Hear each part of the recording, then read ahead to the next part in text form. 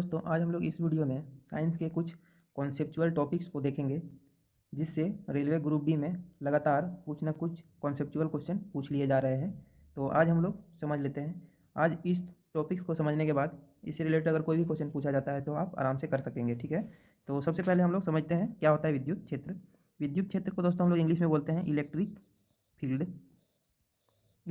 Field. तो विद्युत क्षेत्र को समझने से पहले हम लोग ये समझ लेते हैं कि जब भी दो आवेश को एक दूसरे के नज़दीक लाया जाता है तो वो एक दूसरे पे एक बल लगाते हैं। ठीक है, जब भी दो समान आवेश को मतलब प्लस प्लस को एक आपस में लाया जाए, एक दूसरे के नज़दीक लाया जाए तो वो एक दूसरे को प्रतिकर्षित करेंगे।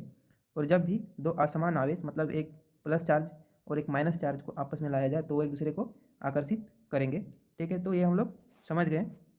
जब भी दो समान आवेश अगर प्लस प्लस आया या माइनस माइनस आया तो इस केस में दोस्तों क्या होगा, इस केस में होगा प्रतिकर्षण बल कार्य करेगा।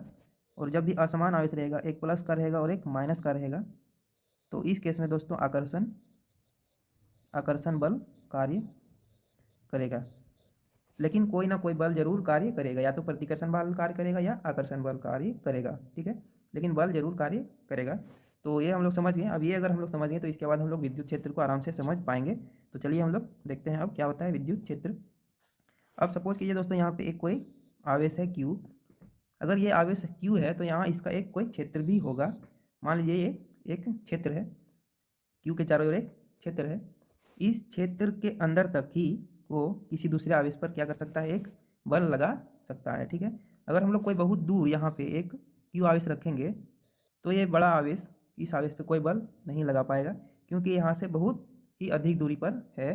क्योंकि ये छोटा चार्ज जो है वो इस बड़े चार्ज के विद्युत क्षेत्र के संपर्क में नहीं है। ठीक है, तो ये बड़े चार्ज का एक फिक्स क्षेत्र होगा जहाँ तक वो अपना प्रभाव दिखा सकता है।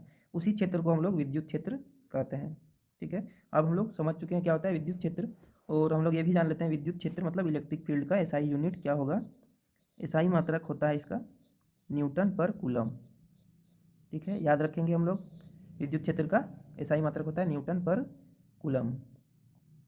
आराम से याद रहेगा दोस्तों। देखिए जब जब भी हम लोग दो आवेश को नज़दीक लाते हैं तो क्या लगता है, एक बल लगता है। तो बल का एसआई मात्रक हो गया न्यूटन, और आवेश को हम लोग नज़दीक ला रहे हैं तो आवेश का एसआई मात्रक होता है कूलम। तो इसका एसआई मात्रक हो गया न्यूटन पर कूलम। इसका फॉर्मूले पे हम लोग नहीं जाएंगे क्योंकि ये थोड़ा हाई लेवल का हो जाएगा। ग्रुप डी में इतना ही पूछा जा सकता है, तो जितना पूछा जा सकता है दोस्तों हम लोग उतना ही पढ़ेंगे। ज़्यादा पढ़ने से दिक्कत हो सकता है समझने में या फिर भूल जाने का भी डर रहेगा। इसीलिए ऐसे ही बहुत सारे टॉपिक्स हैं, तो जितना ज़रूरत है हम लोग उतना ही पढ़ेंगे। ठीक है, आगे हम लोग इसका डेफिनेशन देख लेते हैं। विद्युत क्षेत्र किसी आवेश के चारों ओर का वह क्षेत्र जहाँ तक उसके प्रभाव को महसूस किया जा सकता है, उस क्षेत्र को उस आवेश का विद्युत क्षेत्र कहते हैं। इसका सही मात्रक होता है न्यूटन पर कूलम। ठीक है, अब हम लोग समझते हैं नेक्स्ट जो टॉपिक है वो है विभव। विभव क्या होता है आइए समझते हैं। तो विभव अगर हम लोग विद्युत क्षेत्र को समझ गए हैं तो अब विभव को भी आराम से समझ जाएंगे। मान लीजिए यहाँ पे एक Q कोई आवेश रखा हुआ है, तो Q आवेश का एक विद्युत क्षेत्र भी होगा। ठीक है, अब अनंत से हम लोग एक धन आवेश को लेके आएंगे इस विद्युत क्षेत्र में। ठीक है, इस विद्युत क्षेत्र में तो अनंत से अगर हम लोग कोई विद्युत क्षेत्र में अगर आवेश को लेके आते हैं तो हम लोग को कुछ कार्य करना पड़ेगा, वो मान लेते हैं हम लोग W। ठीक है, कार्य क्यों करना पड़ेगा, क्योंकि प्रतिकर्षण बल लगेगा और उस प्रतिकर्षण बल के विरुद्ध हमें कार्य करना पड़ेगा, तभी हम लोग उस आवेश को इस बड़े आवेश का विद्युत क्षेत्र में हम लोग ला पाएंगे। ठीक है, तो मान लीजिए इस विद्युत क्षेत्र में इस बड़े आवेश का विद्युत क्षेत्र में हम लोग Q आवेश को लाने में जो कार्य करना पड़ता है वो है W। तो इकाई धन आवेश को हम लोग को लाने में कितना कार्य करना पड़ेगा, वो होगा W/Q। ठीक है, तो और इसी को अब इकाई धनावेश को लाने में जो कार्य करना पड़ता है उसी को हम लोग बोलते हैं विभव। तो ये हो गया हम लोग का विभव का फॉर्मूला V = W/Q। ठीक है, याद रखेंगे। और तो यहाँ से इसका हम लोग एसआई मात्रक भी निकाल सकते हैं। कार्य का एसआई मात्रक होता है जूल और आवेश का एसआई मात्रक होता है कूलम। तो जूल पर कूलम भी हम लोग इसका एसआई मात्रक होगा, और वोल्ट भी इसका मात्रक होता है। ठीक है, दोनों होता है, जूल पर कूलम और वोल्ट भी होता है। ठीक है, तो आगे देखते हैं क्या होता है विभव का डेफिनेशन। विभव का डिफिनेशन है, इकाई धनावेश को अनंत से किसी विद्युत क्षेत्र में लाने में किया गया कार्य को विभव कहते हैं। वही जो हम लोग अभी अभी देखें, सेम लिखा हुआ है। विभव का फॉर्मूला होता है W/Q, एसआई मात्रक वोल्ट, इसका दूसरा मात्रक होता है जूल पर कूलम, ठीक है। और ठीक है, अगर दोस्तों अगर पूछा जाता है कि विभव का एसआई मात्रक क्या होता है, तो हम लोग वोल्ट इसका एसआई मात्रक होता है, और उसका दूसरा मात्रक अगर बोलेगा तो जूल पर कूलम भी उसका दूसरा मात्रक होगा। और अब हम लोग देखते हैं क्या होता है विभवांतर, ठीक है। तो अब हम लोग समझते हैं क्या होता है विभवांतर। सपोज अब मान लीजिए दोस्तों वही विद्युत क्षेत्र, फिर से हम लोग एक विद्युत क्षेत्र मान लेते हैं, और ये विद्युत क्षेत्र है किसी Q आवेश का एक विद्युत क्षेत्र है।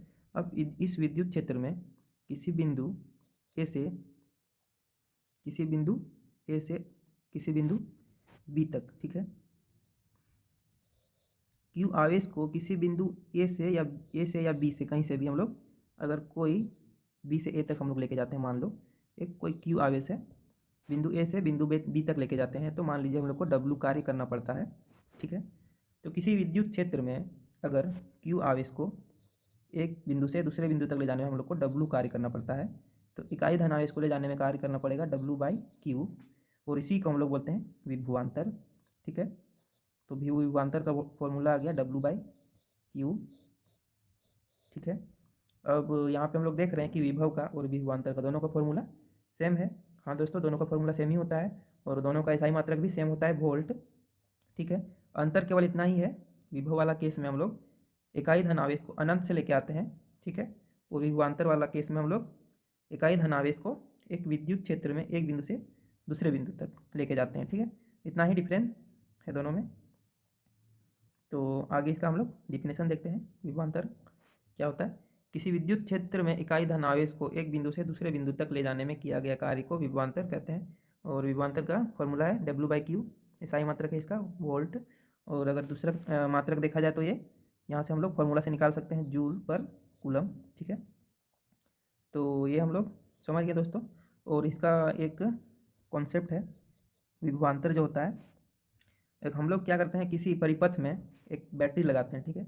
बैटरी क्या काम करता है दोस्तों, बैटरी जो होता है परिपथ में विभवांतर को बनाए रखने का काम करता है।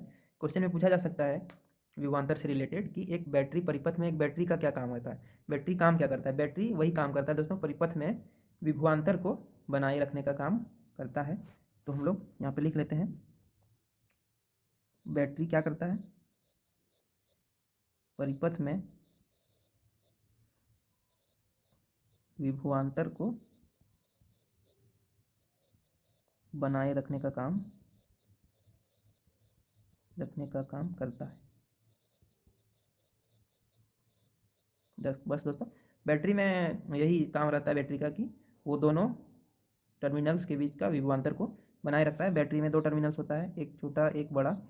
जो बड़ा लाइन दिखाया जाता है वो प्लस पॉजिटिव टर्मिनल को दिखाता है, धनात्मक टर्मिनल, और जो छोटा वाला डंटी होता है वो नेगेटिव टर्मिनल को दिखाता है। क्वेश्चन में ये भी पूछा जा सकता है कि बैटरी में जो एक लंबा शॉर्ट जो दिखाई देता है उसको हम लोग क्या कहते हैं, तो पॉजिटिव टर्मिनल है, और छोटा आकार का जो दिखाई देगा डंटी जो रहता है वो हम लोग ऋणात्मक टर्मिनल को दिखाता है, वो